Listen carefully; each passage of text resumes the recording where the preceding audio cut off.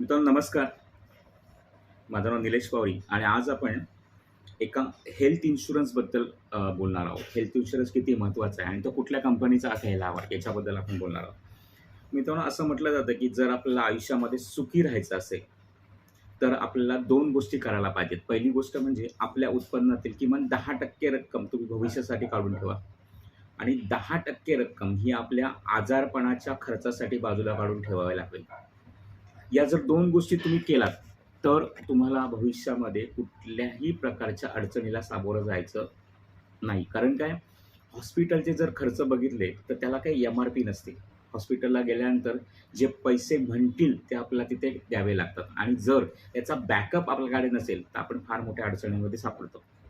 तर अशा एका हेल्थ इन्शुरन्सच्या पॉलिसीबद्दल मी तुम्हाला सांगणार आहे. ज्या पॉलिसीची कंपॅरिझन तुम्ही इतर कुठल्याही पॉलिसीबरोबर करू शकता आणि जर तुम्हाला आवडली, तर या पॉलिसी तुम्ही घेऊ शकता. ही नेमकी काय आहे? तर मित्रांनो, ही जी पॉलिसी आहे, ही बिर्ला हेल्थ इन्शुरन्सची पॉलिसी आहे. मी एक त्याची वैशिष्ट्य सांगतो आणि मग तुम्ही याची नोंद करून घ्या. पहिलं वैशिष्ट्य असं आहे, की पॉलिसी घेण्याचं जे वय आहे माणसाचं, ते 91 दिवसाच्या मुलापासून ते अमर्यादित म्हणजे तुम्ही कितीही वर्ष वय असो तुमचं, तुम्ही ही पॉलिसी घेऊ शकता. दुसरं वैशिष्ट्य असं आहे, की याच्यामध्ये हॉस्पिटलमध्ये ॲडमिट झाल्यानंतर हॉस्पिटलमधल्या जी रूम असेल, त्या रूमचं कितीही भाडं असो, म्हणजे त्याला कुठल्याही प्रकारचं कॅपिंग नाही. नाहीतर काही इन्शुरन्स कंपन्यांमध्ये हॉस्पिटलची बिलं जी असतात, हॉस्पिटलची रूम आहे, त्या रूमचं कॅपिंग ठरलेलं असतं. साधारण 1,500-2,000 पण आपली कंपनी म्हणते, की कुठल्याही प्रकारचं कॅपिंग नाही. तुम्ही कितीही भाड्याची, कितीही चांगल्या प्रकारची रूम स्वतःसाठी तुम्ही हॉस्पिटलमध्ये घेऊ शकता. तिसरी गोष्ट आहे, की या कंपनीमध्ये ॲम्ब्युलन्स भाड्याची सुद्धा कोणतीही मर्यादा नाही. लक्षात आलं? बाकीच्या कंपन्यांमध्ये ॲम्ब्युलन्स भाड्याची पण मर्यादा असते. पण इथे ॲम्ब्युलन्स भाडं किती असो, तुम्ही ती ॲम्ब्युलन्स घेऊ शकता. त्याच्यानंतर बघा, हॉस्पिटलमध्ये जाण्याच्या अगोदर माणूस काही लगेच हॉस्पिटलला ॲडमिट होत नाही. पण जाण्याच्या अगोदर डॉक्टर बरेचसे रिपोर्ट करायला सांगतात. तर हॉस्पिटलला जाण्याच्या अगोदर 90 दिवसाचं आणि हॉस्पिटलमधून घरी आल्यानंतर 180 दिवस म्हणजे पूर्वीचे 3 महिने आणि हॉस्पिटलमधून घरी आल्यानंतर 6 महिन्यापर्यंतची सगळी बिलं सुद्धा कंपनी म्हणते, की तुम्ही ही या इन्शुरन्समध्ये घेऊ शकता. हॉस्पिटलची बिलं तर तुम्हाला मिळणारच आहेत. हॉस्पिटलचे सगळे खर्च मिळणारच आहेत. पण हे सुद्धा तुम्ही घेऊ शकता. त्याच्यानंतर सगळ्यात महत्त्वाची गोष्ट, की जर तुम्हाला घरीच उपचार करून घ्यायचे आहेत. कधी-कधी काय होतं, हॉस्पिटलमध्ये जागा नसते आणि काही वेळेला हॉस्पिटलमध्ये जाण्याची कंडिशन नसते पेशंटची. तर अशा वेळी जर तुम्हाला घरी उपचार करायचे असतील, तर त्याचे सुद्धा खर्च या पॉलिसीमध्ये समाविष्ट केलेले आहेत. लक्षात आलं? पुढचा महत्त्वाचा मुद्दा, की याच्यामध्ये नॉन मेडिकल एक्सपेन्सेस ही सुद्धा बिलं समाविष्ट केली आहेत. म्हणजे काय? तर डॉक्टर समजा ऑपरेशन झाल्यानंतर आपल्याला काय सांगतात, की ते हँड ग्लोव्हज वापरतात, पी-पी-ई किट वापरतात, इंजेक्शन्स वापरतात, कापूस वापरतात, युरिन बॅग वापरतात आणि याचं एक भलं मोठं बिल आपल्याला देतात.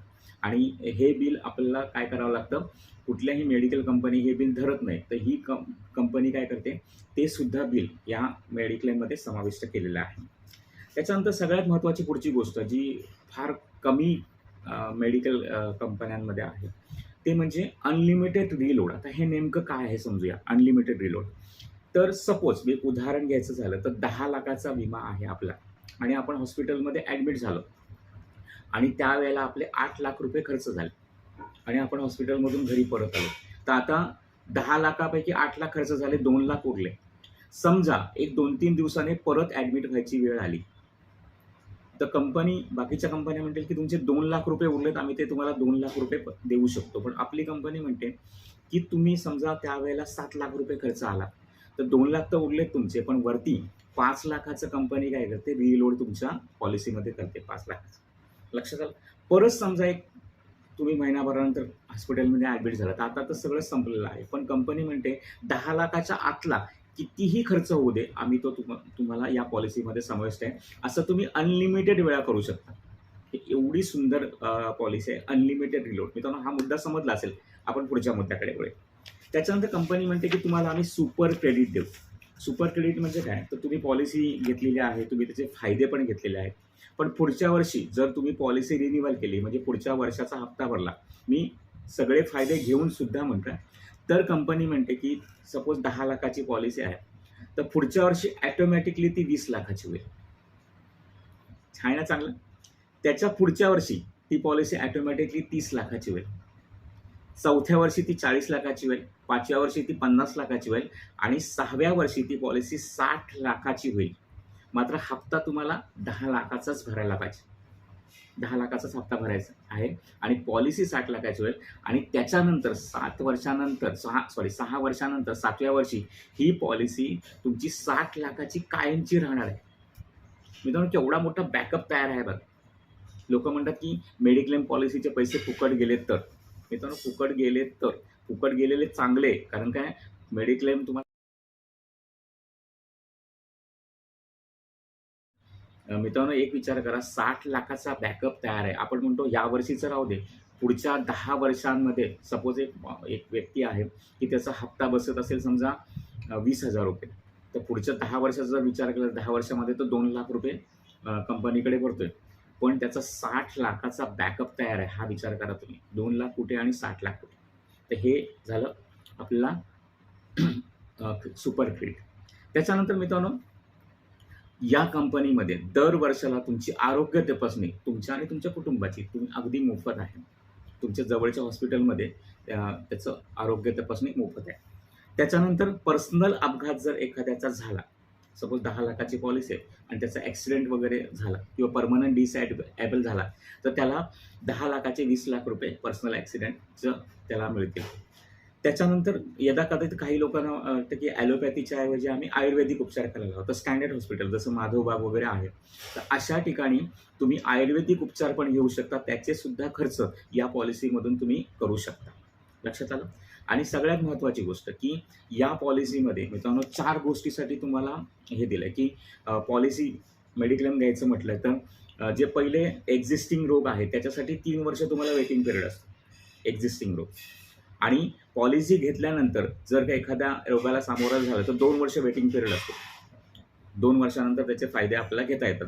पण या पॉलिसीमध्ये 4 अशा गोष्टी आहेत की त्याच्यासाठी तुम्हाला कंपनीने हे दिले. पहिला आहे तो म्हणजे अटॅक. त्या अटॅकसाठी कंपनीने 30 दिवसानंतर आपण अटॅक वगैरेसाठी हे घेतलं तर ते सुद्धा हे होतं.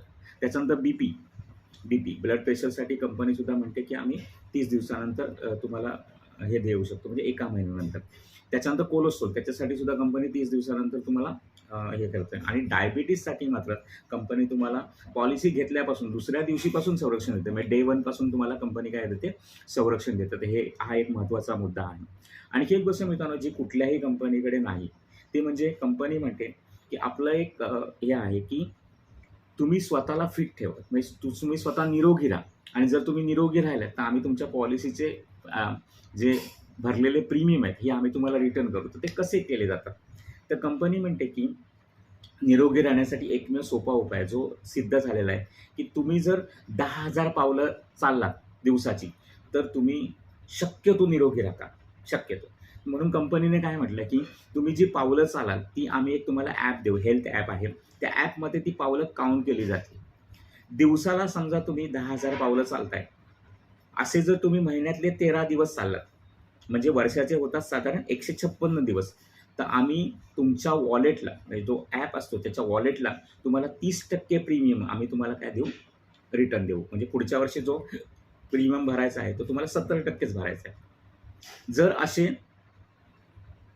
275 दिवस वर्षाचे चाललात, कुठलेही दिवस होते, 275 दिवस पूर्ण केला तर आम्ही तुम्हाला 50% प्रीमियम आम्ही परत देऊ. पुढच्या वर्षी तुम्हाला प्रीमियम जो भरायचा तो तुम्हाला 50%च भरायचा आहे.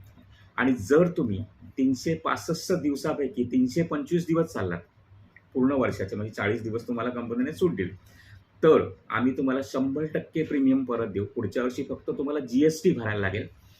लक्षात आलं मित्रांनो. तर 100% प्रीमियम, अशी बरीच लोक आहेत की ज्यांनी 100% प्रीमियम काय केलेलं आहे, आपला रिटर्न घेतलेला आहे. याचा फायदा कंपनीला काय होतो, आम्ही सुद्धा कंपनीला विचारलं की हे कसं काय परवडतं तुम्हाला, तर म्हणाले जेव्हा क्लेम येतो त्यावेळेला पैसे द्यावे लागतात, पण जर क्लेम नाही आला तर कंपनीचा फायदा होतो. म्हणून कंपनी म्हणते की तुम्ही निरोगी राहा, आम्ही तुम्हाला तुमचे पैसे परत देऊ, चालायला एका. तर अशा प्रकारची अतिशय सुंदर अशी ही पॉलिसी आहे. तुम्ही कंपॅरिझन करून बघा, दुसऱ्या कुठल्याही कंपनीबरोबर कंपॅरिझन करून बघा. आणखी एक गोष्ट की बिर्लाची जी ही पॉलिसी आहे त्याचा जो क्लेम रेशो आहे मित्रांनो तो 98.22% आहे. एकदम स्मूथ क्लेम रेशो आहे. खूप चांगल्या पद्धतीने लोकांना बिर्लाने सेवा दिलेली आहे. तर जर तुम्हाला ही पॉलिसी आवडली असेल तर मित्रांनो मला कॉन्टॅक्ट करा. माझा जो नंबर आहे तुम्ही स्क्रीनवर देतच आहे. 8108 43 22 36 हा माझा फोन नंबर आहे. परत एकदा फोन नंबर ऐका. 8108 43 22 36 हा माझा फोन नंबर आहे. थँक्यू मित्रांनो तुम्ही माझं ऐकल्याबद्दल. पण निरोगी राहा, स्वतःला जपा आणि मेन म्हणजे कुटुंबाची काळजी घ्या. थँक्यू.